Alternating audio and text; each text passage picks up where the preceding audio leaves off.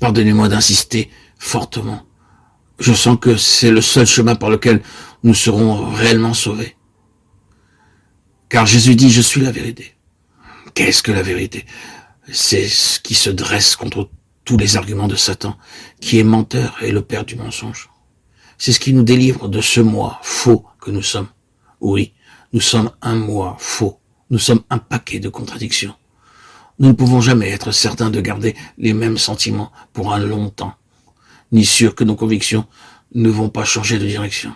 Oh non, ce n'est pas ce que nous sommes en nous-mêmes, c'est Christ. Voyez, dans quelle fausse position nous pourrions nous trouver si nous étions sur cet haut niveau de notre propre nature, comme le diable pourrait se jouer de nous. Satan fait retentir ses chaînes de condamnation sur nous, parce qu'aujourd'hui, nous ne nous sentons pas de bonne humeur. Nous sommes mal disposés, nous sentons déprimés, nous sentons la mort tout autour de nous. Nous sommes irritables et Satan s'approche et nous dit « Tu n'es pas un chrétien ?» Et nous nous laissons accabler. C'est un mensonge.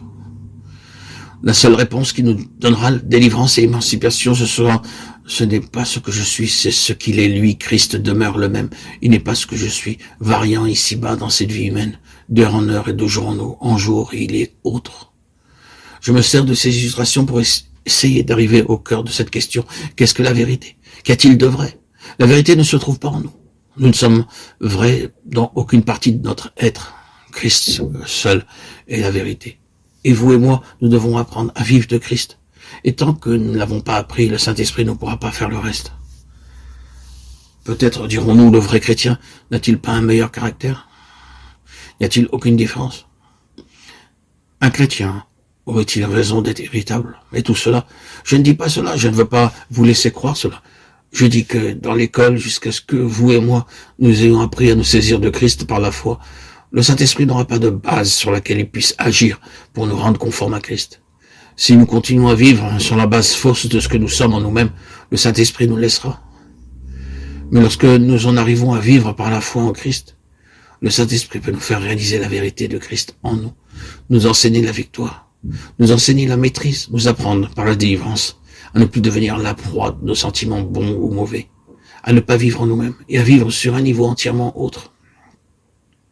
Je veux dire que nous enlevons leur base et à beaucoup d'autres choses lorsque nous marchons réellement sur la base de Christ. Prenons par exemple l'irritabilité. Quelques-uns d'entre nous, nous pouvons naturellement n'avoir jamais souffert dans cette ligne, mais il y en a d'autres parmi nous qui savent bien ce que c'est que cette bataille. Prenons donc un cas comme celui-là. Aujourd'hui, nous nous sentons ainsi, tout énervés, tendus, cassants. Qu'allons-nous faire à cet égard? Ferons-nous de cela notre vie chrétienne ou bien la négation de notre vie chrétienne?